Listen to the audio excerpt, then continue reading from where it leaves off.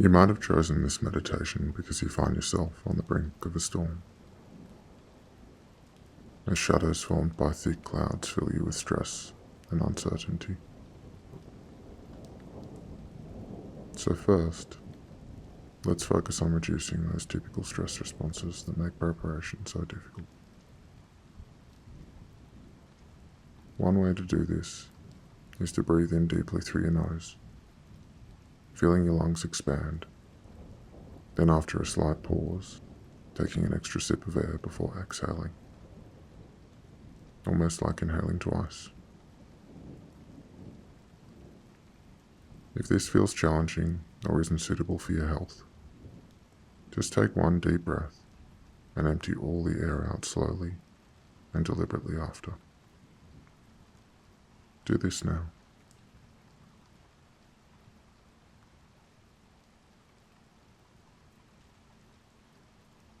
Notice your lungs discard all that air, your ventral brake shifting gear as your heart pumps slower. Do this again with some breaths in between.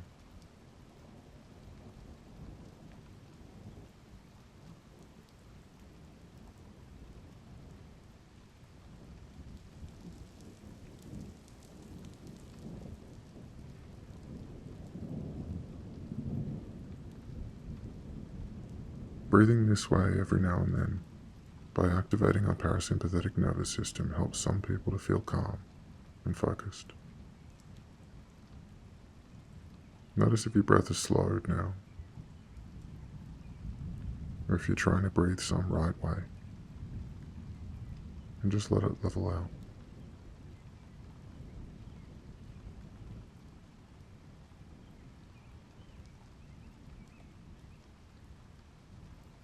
It might help to think of it like any other part of you, your eyes blinking, or stomach digesting. The patterns of each in action emerge without effort, as they operate in service of you.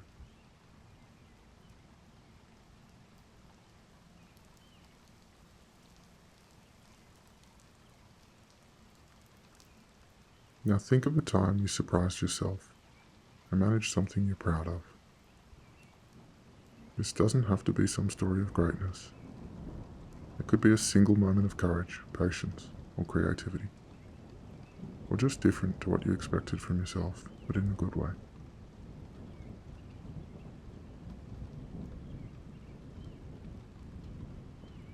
As soon as you connect with this memory,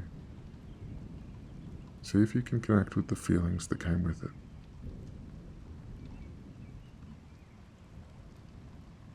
Maybe you felt proud, confident, or strong.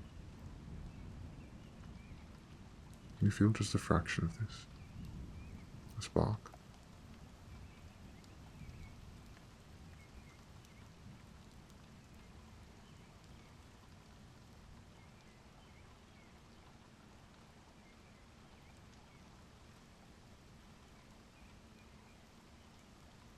Once you can do both, imagine this as a portal connecting you and this version of yourself, one you can access when you need to in the future.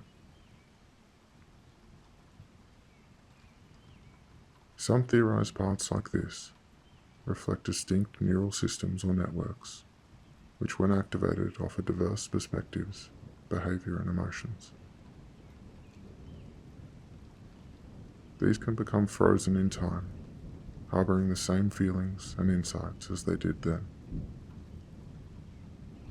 We might witness dialogue, even conflict between them, in the form of things like dissonance.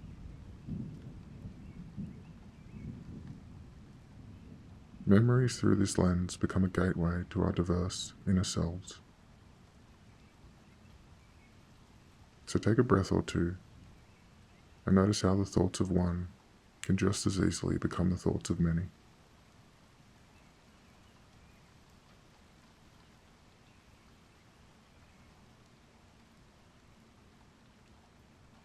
The multitudes within competing for your attention.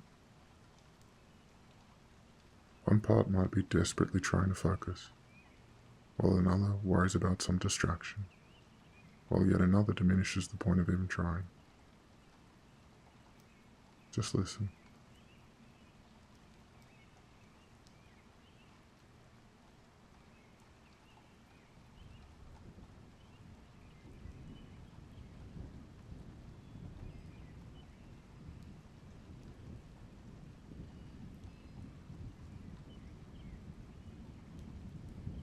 Let's try another exercise now. Think of a person, some character or pet maybe, one you could imagine you'd feel happy and safe with. Once you've chosen, take one more breath like you did at the start, and really hold this image in your mind.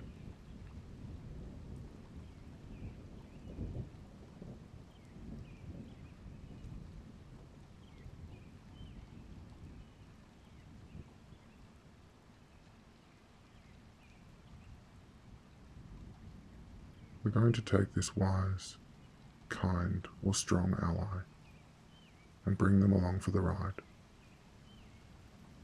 like a friend to help weather this storm.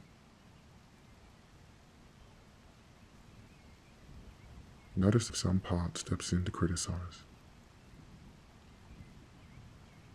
Take any doubts, emotions, and thoughts that denigrate the value of this before you try it, as a sign of the true potential of these inner forces, selected or otherwise.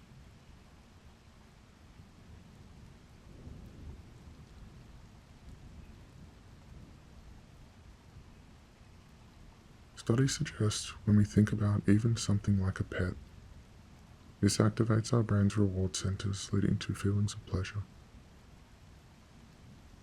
It can also increase levels of oxytocin, a hormone associated with bonding and emotional connection.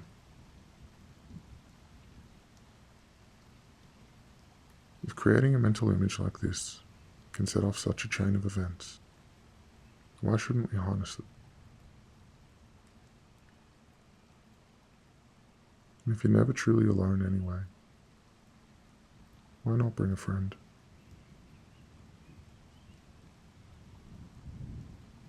Interactions between self and self can at times be no less meaningful than our experiences shared with others. It is these things, experiences and interactions, which wound us, and these which can heal us also.